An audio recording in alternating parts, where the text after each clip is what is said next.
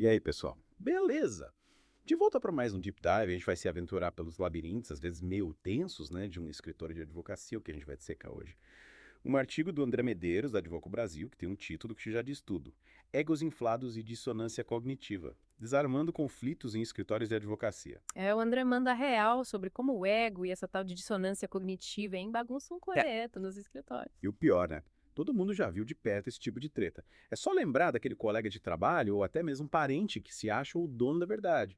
Parece que vivem num mundo paralelo, né? Pois é, o artigo é certeiro quando fala da ironia, né? Quem tem o ego lá em cima, muitas vezes nem se toca, vivem numa bolha, imunes a qualquer crítica. E aí, como lidar com conflito? E no mundo jurídico, aquela cultura de eu sou o melhor, essa parada do ego acho que pega mais forte ainda, né? Sem dúvida, a advocacia exige confiança, saber argumentar, defender suas ideias com unhas e dentes.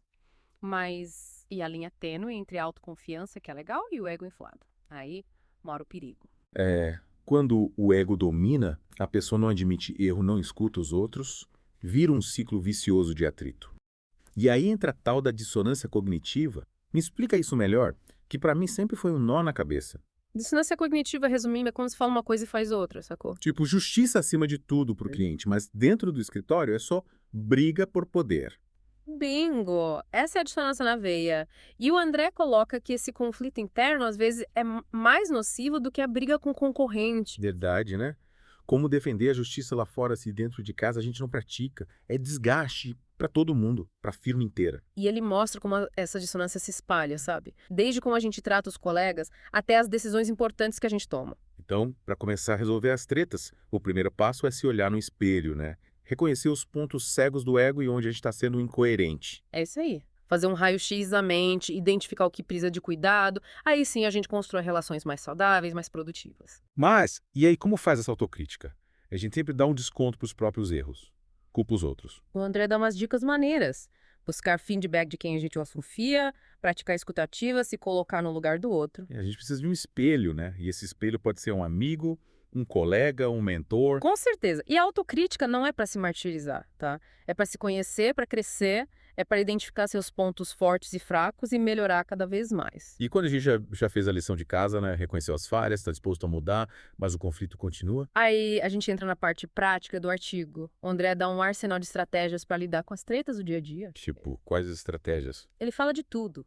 Treta entre sócios, advogados que não estão rendendo, até a comunicação entre advogados e a galera da administração. Caramba, ele cobriu o escritório inteiro. Hum. Quais as dicas mais importantes para lidar com isso tudo? Uma delas, que eu acho fundamental, é a comunicação aberta e honesta. Criar um ambiente onde as pessoas podem falar o que pensam, sem medo de retaliação. Tipo, criar uma cultura do diálogo. Um espaço onde todo mundo pode se comunicar numa boa, mesmo quando discorda. Exatamente. E essa cultura não surge do nada, tem que ter ação. Reuniões para discutir os problemas, canais de comunicação interna, treinamento para melhorar o papo entre as pessoas. Mas e quando a conversa não resolve? Aí tem outras ferramentas, né? Mediação, negociação e, em último caso, a arbitragem. E como saber qual a melhor para cada caso? O André dá uns toques, mas o ideal é chamar um especialista em resolver conflitos. Um mediador, um coach, sabe? Faz sentido. Cada caso é um caso, né? E ter um profissional experiente faz toda a diferença. Total. E o objetivo, no fim das contas, não é apontar o dedo para ninguém, é criar um ambiente de trabalho mais leve, onde todo mundo se sinta respeitado. Perfeito.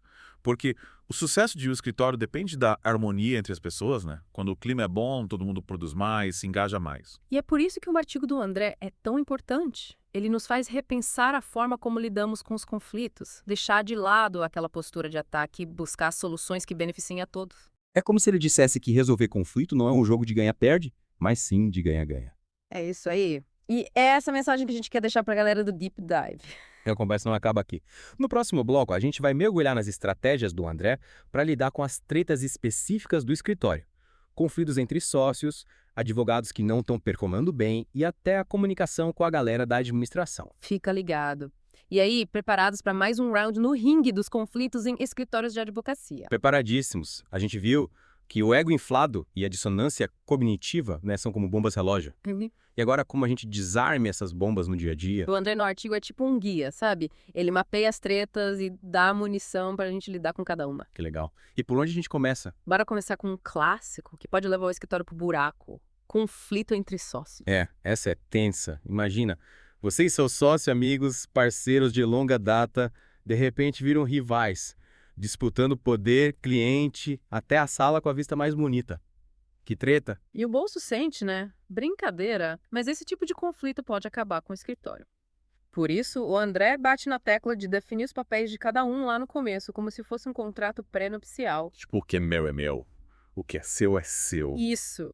Quem manda em cada área, quem decide as paradas importantes, quem cuida da grana, como divide os lucros, como resolve as tretas, tudo no papel para evitar dor de cabeça lá na frente. E se mesmo com tudo amarradinho a bomba explode? Aí o André começa a chamar um mediador, tipo um juiz de paz pro divórcio. Não entendi. Alguém neutro que ajuda a galera a conversar e a encontrar uma solução justa para todo mundo. Quem pode ser esse mediador? Alguém com experiência em resolver conflitos, de preferência, que conheça o mundo jurídico, um consultor, um coach, um advogado especialista em mediação. O importante é saber apaziguar os ânimos. E como convencer os sócios, que muitas vezes estão de cabeça quente, a aceitarem a mediação? Convencer não é fácil, mas tem que mostrar que a mediação não é sinal de fraqueza, é inteligência. É como chamar o bombeiro para apagar um incêndio. Você pode até tentar sozinho, mas corre o risco de se queimar e deixar o fogo se espalhar. Faz sentido. E além dos sócios, que outras bombas relógio o André ensina a desarmar. Ele fala também dos advogados que não estão rendendo o esperado, sabe? Essa é complicada. Envolve o ego do profissional, a cultura do escritório, e a gente precisa manter a qualidade do serviço. Pois é, dar feedback negativo nunca é fácil, mas ignorar o problema só piora as coisas.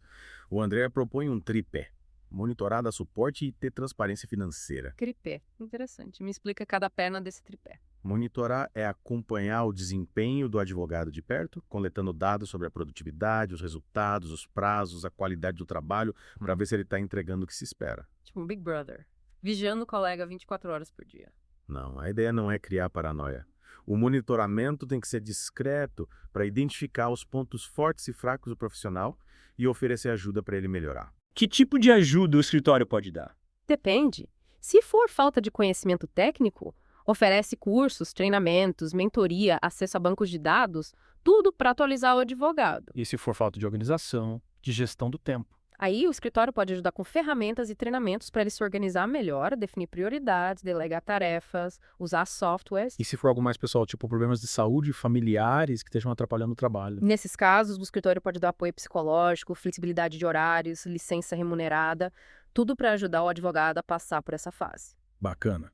O André mostra que o baixo desempenho muitas vezes não é falta de vontade, é um obstáculo que precisa ser superado. Exatamente. E para completar esse lado humano, entra a terceira perna do tripé, a transparência financeira. E como isso ajuda a melhorar o desempenho dos advogados? A ideia é mostrar para ele como o trabalho dele impacta o escritório, tanto para o bem quanto para o mal. Abrir o jogo sobre a grana, sabe? Mostrar como as horas trabalhadas viram receita, como os honorários são calculados, como os custos impactam o lucro. Tipo, estamos no mesmo barco. É isso aí. A transparência cria um senso de responsabilidade, o advogado se sente parte importante do negócio e se anima para contribuir. Legal. O André nos dá uma visão muito mais justa e eficaz do que simplesmente apontar o dedo e mandar o cara melhorar. Concordo. E o mais legal é que ele não coloca a culpa só no advogado. Ele questiona se o escritório está dando as condições para ele ter um bom desempenho. Tipo, será que ele tem as ferramentas certas, os treinamentos, o reconhecimento? Isso aí. Muitas vezes, o baixo desempenho é um sintoma de que o escritório precisa melhorar. A cultura, os processos, a comunicação. Nossa, faz muito sentido. Antes de criticar o desempenho do outro, a gente tem que olhar para dentro e ver se está fazendo a nossa parte para criar um ambiente de trabalho legal, que incentive o crescimento. Exatamente. E o André não para por aí. Ele também fala da importância da comunicação entre advogados e equipe administrativa. Essa relação, às vezes, parece que não flui, né? Cada um falando uma língua. Verdade? Para evitar ruídos, o André sugere clareza nas instruções, tipo, explicar direitinho o que precisa ser feito, como e quando, e tá disponível para tirar dúvidas, sabe? Nada de fazer isso pra ontem sem explicar o que é isso e quando é ontem. Isso. E além da clareza, ele sugere investir em treinamento de comunicação para todo mundo aprender a se comunicar melhor, a entender as necessidades dos outros e a criar um relacionamento mais colaborativo. Um treinamento de comunicação pra todo mundo. Nossa, Que era o sonho. advogados e equipe administrativa falando a mesma língua. Seria um passo enorme para ter um ambiente de trabalho mais tranquilo e produtivo. Quando a comunicação flui, o trabalho anda, os conflitos diminuem e todo mundo ganha. Caramba, quanta coisa a gente já aprendeu. Mas ainda tem mais, né? No próximo bloco, a gente vai descobrir o lado bom dos conflitos, como eles podem ajudar o escritório a crescer e a se renovar. De volta para o Deep Dive, pessoal. A gente já descascou o ego, a dissonância, viu como lidar com sócios que viram rivais e advogados que estão patinando e até deu uns toques para melhorar o papo com a galera da administração. Mas calma, ainda tem mais. O André guarda uma surpresa pra gente no artigo. É verdade, ele mexe com a gente, sabe? Nos faz questionar se conflito é sempre um bicho de 7 cabeças. Que a gente cresce ouvindo que conflito é treta, dor de cabeça, perda de tempo, mas o André vem com outra visão. Ele mostra que, se a gente souber lidar, o conflito pode ser um motor de crescimento e de inovação para a gente e para o escritório. Sério. Mas como? Como algo que parece tão ruim pode virar coisa boa? Pensa bem. Quando rola um conflito, a gente tem que sair da zona de conforto, rever nossas crenças, procurar novas perspectivas, soluções criativas. É um chacoalhão para a gente acordar e evoluir. Entendi? Tipo, o conflito tira a gente do automático e bota pra pensar fora da caixa. Isso. E o André dá vários exemplos de como o conflito bem gerenciado traz resultados positivos. Tipo, 2 advogados debatendo a melhor estratégia para um caso. Pode rolar faísca, mas também pode surgir uma solução muito melhor do que se cada um trabalhasse sozinho. Ou seja, o conflito pode ser um trampolim pra criatividade, desde que a galera saiba conversar, ouvir o outro lado e buscar uma solução que funcione pra todos. Exatamente. E o André ressalta aqui, para o conflito dar frutos, o ambiente tem que ser de confiança e respeito, onde as pessoas se sintam à vontade para dar sua opinião sem medo de represália. Tipo uma cultura da discordância produtiva. Discordar, mas com respeito pra gerar algo bom. É isso aí. E essa cultura a gente constrói no dia a dia, incentivando o debate, ouvindo com atenção, reconhecendo as boas ideias e estando aberto a mudar de opinião. E como a gente coloca isso em prática no escritório? A gente pode criar um espaço para a galera dar sugestões de como melhorar as coisas, sem medo de crítica. Ou promover workshops para ensinar a lidar com conflito de forma positiva, a se comunicar melhor, a negociar. Nossa, quanta coisa a gente aprendeu hoje, né? O André nos deu um novo jeito de ver o conflito, como uma ferramenta pra gente e pro escritório. Com certeza. A mensagem final é: não fuja do conflito. Veja ele como uma chance de crescer, de aprender, de inovar. Crie um ambiente onde o conflito seja positivo e colhe os frutos. E assim, a gente encerra mais um Deep Dive. E esperamos que você tenha curtido essa viagem pelos labirintos, às vezes tensos, dos escritores de advocacia. Lembre-se, conflito faz parte da vida. A diferença está em como a gente lida com ele. Valeu, pessoal. Até a próxima!